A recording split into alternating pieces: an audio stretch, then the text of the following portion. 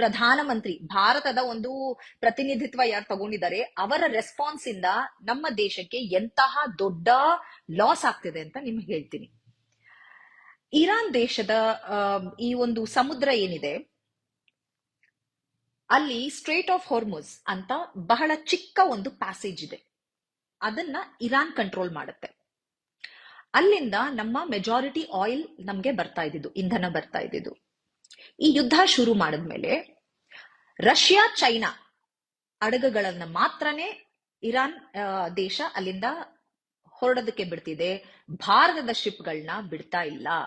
ನಮ್ಮ ಇಂಧನ ಇವತ್ತು ನಮ್ಮಲ್ಲಿ ಇರುವಂತಹ ರಿಸರ್ವ್ಸ್ ಬರೀ 25 ದಿನಗಳ ಕಾಲ ಮಾತ್ರನೇ ನಮ್ಮ ದೇಶ, ನಮಗೆ ಇಂಧನ ಬಂದಿಲ್ಲ ಅಂದ್ರೆ, ಇಂಪೋರ್ಟ್ ಮಾಡ್ಕೊಳಕ್ಕಾಗಿಲ್ಲ ಅಂದ್ರೆ 25 ದಿನ ಮಾತ್ರನೇ ಅದು ಖಾಲಿ ಆಗ್ಬಿಡುತ್ತೆ. 25 ದಿವಸದಲ್ಲಿ ಅಷ್ಟೇ ರಿಸರ್ವ್ಸ್ ಇರೋದು.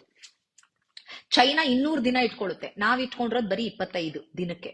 ಅಂದ್ರೆ ಯೋಚನೆ ಮಾಡಿ, ಈ ಒಂದು ಯುದ್ಧ ಏನ್ ನಡೀತಿದೆ, ಇದು 1 ವಾರದಲ್ಲಿ 2 ವಾರದಲ್ಲಿ ಮುಗ್ದೋಗುತ್ತೆ ಅಂತ ಅನ್ಕೋಬಹುದು ನೀವು. ಇಲ್ಲ, ಇದು ಹಾಗೆ ಆಗೋದಿಲ್ಲ. ನೀವು ರಷ್ಯಾ ಯುಕ್ರೇನ್ ವಾರ್ ನೋಡಿದಿರಿ.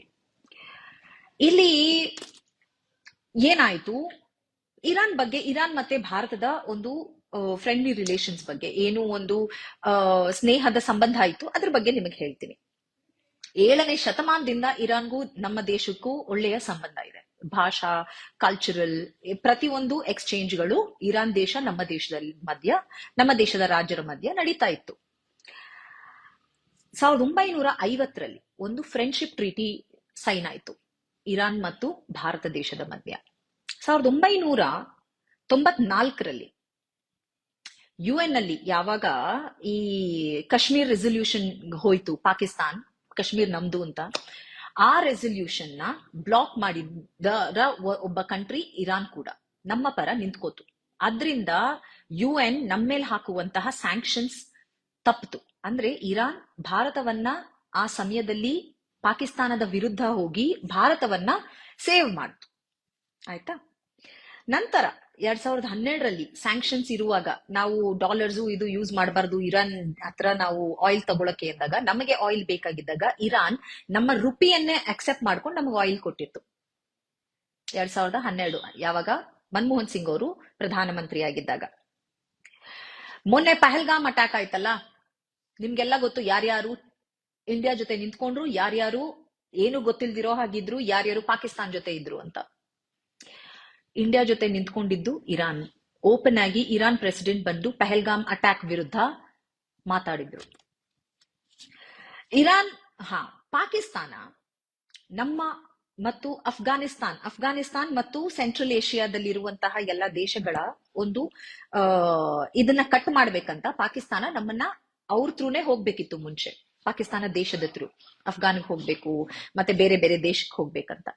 ಇರಾನ್ ಏನ್ ಮಾಡ್ತು, ಅವರ ಚಬಹಾರ್ ಪೋರ್ಟ್ ನ ಓಪನ್ ಮಾಡಿ ಇಂಡಿಯಾ ಜೊತೆ ಆ ಒಂದು ಪೋರ್ಟ್ ಕನ್ಸ್ಟ್ರಕ್ಟ್ ಮಾಡಿ ಇಂಡಿಯಾಗೆ ಆಕ್ಸೆಸ್ ಕೊಡ್ತು. ಇವತ್ತು ಪಾಕಿಸ್ತಾನ ಕೇಳೋ ಅವಶ್ಯಕತೆನೇ ಇಲ್ಲ. ಅಫ್ಘಾನಿಸ್ತಾನ್, ಸೆಂಟ್ರಲ್ ಏಷ್ಯಾ ನಾವು ಡೈರೆಕ್ಟ್ ಆಗಿ ಹೋಗ್ಬೋದು. ಇಷ್ಟು ಹೆಲ್ಪ್ ಮಾಡಿದಂತಹ ಇರಾನ್ ದೇಶ ಇವತ್ತು ನರೇಂದ್ರ ಮೋದಿ ಅವರು ಯುದ್ಧ ನಡೆಯುವಾಗ ನಾವು ಯುದ್ಧದಲ್ಲಿ ಇನ್ವಾಲ್ವ್ ಆಗುವಂತಹ ಅವಶ್ಯಕತೆ ಇಲ್ಲ, ಆದ್ರೆ ಯಾರ ಪರ ನಿಲ್ತೀವಿ ಅನ್ನೋದು ಮುಖ್ಯ.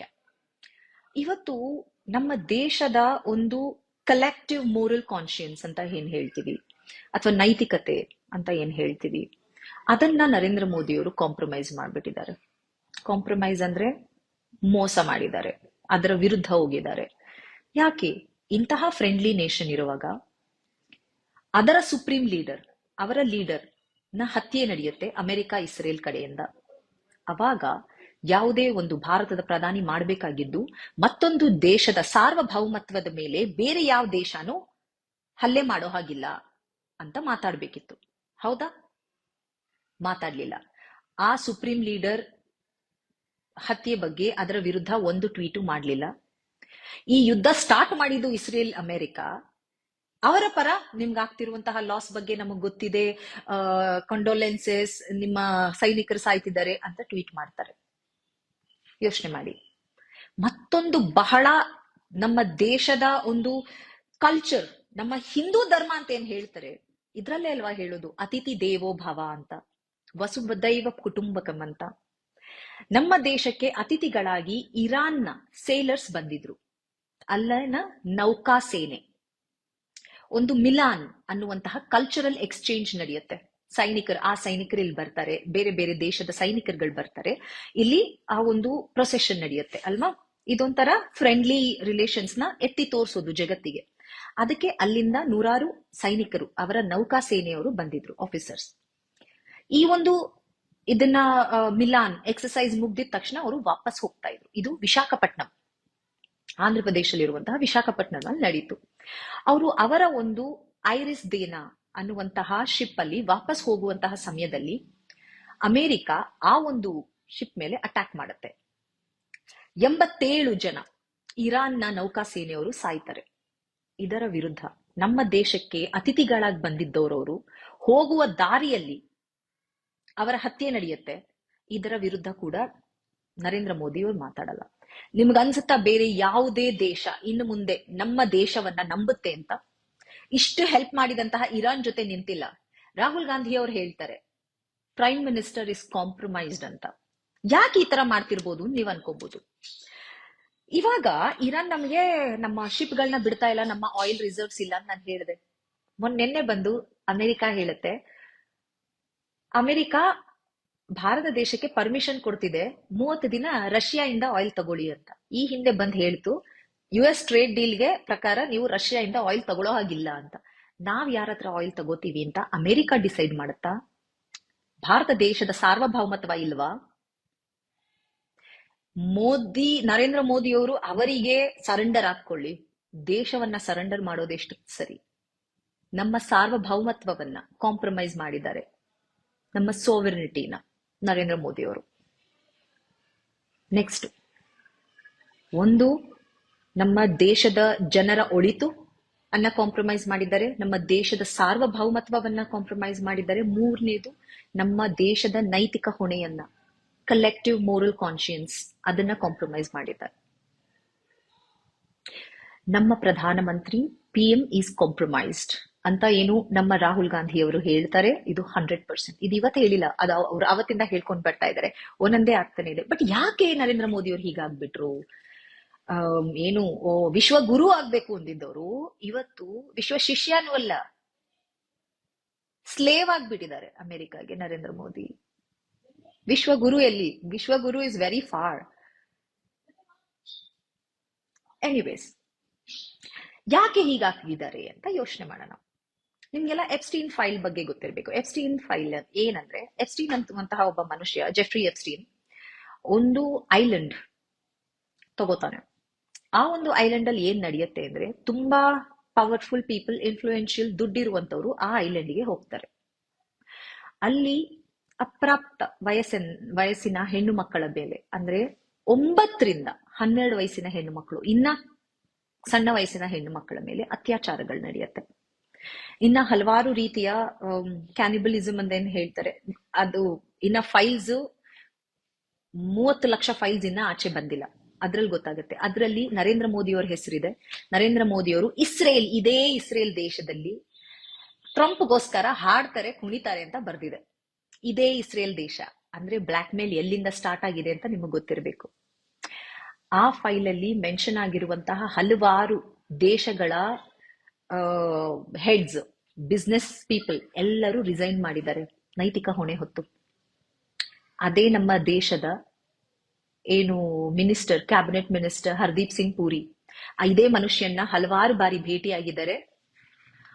ಮತ್ತೆ ಅವರ ಇಮೇಲ್ ಎಕ್ಸ್ಚೇಂಜ್ ಅಲ್ಲಿ ಬರೀತಾರೆ, hope you had fun, nobody needs to teach you how to have fun ಅಂತ ಎಪ್ಸ್ಟೀನ್ ಬರೀತಾರೆ. ಅಂದ್ರೆ ನಿನಗೆ ಹೇಗೆ ಮನರಂಜನೆ ತಗೋಬೇಕಂತ ನಾವೇನ್ ಹೇಳ್ಕೋಬೇಕಾಗಿಲ್ಲ.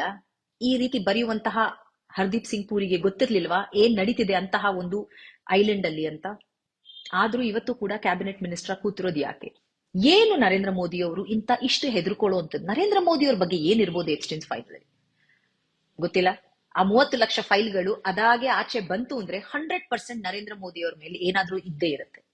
ಇಲ್ದಿದ್ರೆ ಇಡೀ ದೇಶದ ಸಾರ್ವಭೌಮತ್ವವನ್ನ, ನಮ್ಮ ದೇಶದ ಜನರ ಒಳಿತನ್ನ, ಮತ್ತೆ ನಮ್ಮ ಒಂದು ನೈತಿಕ ಹೊಣೆಯನ್ನ ಈ ರೀತಿ ಕಾಂಪ್ರಮೈಸ್ ಮಾಡ್ತಾ ಇರ್ಲಿಲ್ಲ ನರೇಂದ್ರ ಮೋದಿ ಅವರು. ನೆನ್ಪಿಟ್ಕೊಳ್ಳಿ. ಈ ಒಂದು ಐರಿಸ್ ದೀನಾಲ್ ಏನಾಯ್ತಲ್ವಾ, ಇದು ಅಂದ್ರೆ ಆ ಒಂದು ಇರಾನಿ ಸೇನೆಯವರು ಏನ್ ಇಲ್ಲಿಗೆ ಒಂದು ಫ್ರೆಂಡ್ಶಿಪ್ ಇದ್ದಾಗ ಬಂದಿದ್ರು. ಅವ್ರು ವಾಪಸ್ ಹೋಗಾದ ದೇವರ್ ಅನ್ಆರ್ಮ್ಡ್. ಅವ್ರ ಹತ್ರ ಯಾವುದೇ ಒಂದು ವೆಪನ್ ಇರ್ಲಿಲ್ಲ ಅವ್ರನ್ನ ಡಿಫೆಂಡ್ ಮಾಡ್ಕೊಳಕ್ಕೂ. ಯಾಕೆಂದ್ರೆ ಈ ಎಕ್ಸರ್ಸೈಸು ಯಾವ ವೆಪನ್ ತಗೊಂಡ್ ಬರಲ್ಲ. ಆ ಒಂದು ಟ್ರೀಟಿಲಿದೆ. ಆ ಒಂದು ಎಕ್ಸರ್ಸೈಸ್ ಪ್ರಕಾರ ಅವರು ಯಾವುದೇ ವೆಪನ್ ತರೋ ಹಾಗಿಲ್ಲ. ಅಂದ್ರೆ ಶಸ್ತ್ರ ಇಲ್ಲದಿರುವಂತಹ ಯೋಧನ ಮೇಲೆ ಹೇಡಿಗಳ ತರ ಅವರು ಅಟ್ಯಾಕ್ ಮಾಡಿ ಕೊಲ್ತಾರೆ. ಶ್ರೀಲಂಕನ್ ಆರ್ಮಿ ಅವ್ರನ್ನ 32 ಜನನ ಸೇವ್ ಮಾಡ್ತಾರೆ. ಇಂಡಿಯಾ ಯಾವ ರೀತಿನೂ ಒಂದು ಆಕ್ಷನ್ ತಗೊಳ್ಳಲ್ಲ, ಅದರ ವಿರುದ್ಧ ಮಾತು ಕೂಡ ಆಡೋದಿಲ್ಲ ನರೇಂದ್ರ ಮೋದಿ ಅವರು. ಅಂದ್ರೆ ಯೋಚನೆ ಮಾಡಿ ಯಾವ ಮಟ್ಟಕ್ಕೆ ನರೇಂದ್ರ ಮೋದಿ ಅವರು ಹೆದರ್ಕೊಂಡಿರ್ಬೋದು, ಯಾವ ಬ್ಲಾಕ್ ಮೇಲ್ ನಡೀತಿರ್ಬೋದು. ನಾವು ಯಾರ ಹತ್ರ ಆಯಿಲ್ ತಗೋಬೇಕಂತ ಅವ್ರು ಹೇಳ್ತಾರೆ, ನಮ್ಮ ರೈತರ ಒಂದು ಇಂಟ್ರೆಸ್ಟ್ ಒಂದು ಒಳಿತನ್ನ ಕಾಂಪ್ರಮೈಸ್ ಮಾಡಿ US ಟ್ರೇಡ್ ಡೀಲ್ ಮಾಡ್ತಾರೆ. ಅಂದ್ರೆ ಗೆ ಇಲ್ಲಿ ರಫ್ತು ಮಾಡೋದಕ್ಕೆ ಅವರ ವಸ್ತುಗಳಿಗೆ ಯಾವುದೇ ಟ್ಯಾಕ್ಸ್ ಇಲ್ಲ. ಅದೇ ಇಂಡಿಯಾ ಇಲ್ಲಿಂದ ರಫ್ತು ಮಾಡೋದಕ್ಕೆ ಟ್ಯಾಕ್ಸ್ಗಳು 3% ಇದ್ದಿದ್ದು 50% ಮಾಡಿ ಆಮೇಲೆ ವಾಪಸ್ 18% ಮಾಡ್ತಾರೆ.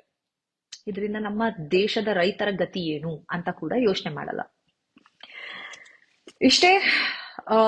ಎಲ್ಲದಕ್ಕಿಂತ ಮುಖ್ಯವಾಗಿ India wanted to be the net security provider.